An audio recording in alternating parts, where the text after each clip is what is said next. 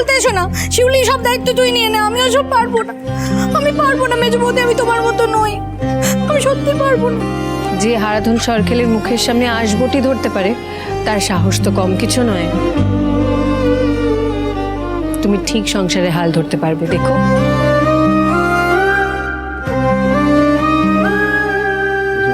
আমি কি বলবো জানি না, কিন্তু তোমাকে তো বাধাও দিতে পারছি না।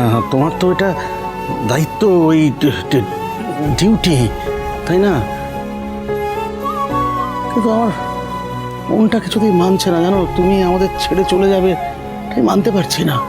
আঙ্কেল, আমারও কি মন মানছে বলো, কিন্তু আমাকে যে যেতেই হবে। তুমি চিন্তা করো না, শঙ্কর ঠিক আন্টিকে খুঁজে নিয়ে আসবে। আর আমি অভিনবকেও বলে রাখবো আন্টির খোঁজ লাগাতে। শঙ্কর,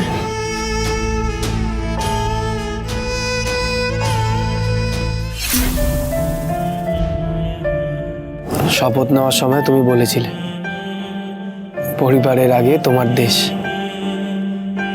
দেশের প্রতি তোমার দায়িত্ব, তোমার ডিউটি পালন করবে তুমি। আর সেই শপথ পালন করার দিন হয়েছে না।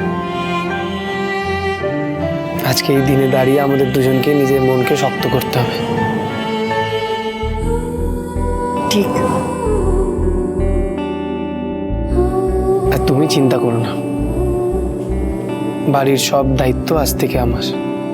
আর যদি আমি বাইরে চাকরি করতে যেতাম মহিষানি, তাহলে তো ঘর দোর সবকিছুর দায়িত্ব তোমাকেই নিতে হতো। আমাদের ক্ষেত্রে ব্যাপারটা ঠিক উল্টো। তুমি বাইরে চাকরি করতে যাবে আর ঘর দোর বাড়ি সবকিছুর দায়িত্ব আমি নেব।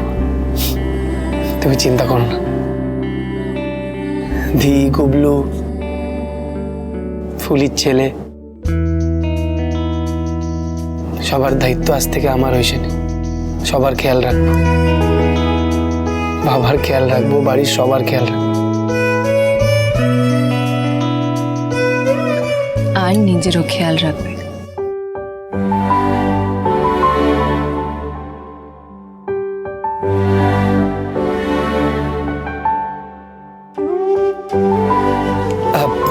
কাল সকালে তো তোমাকে বেরোতে হবে, চলো, সব গোছগাছ করতে হবে তো, চলো।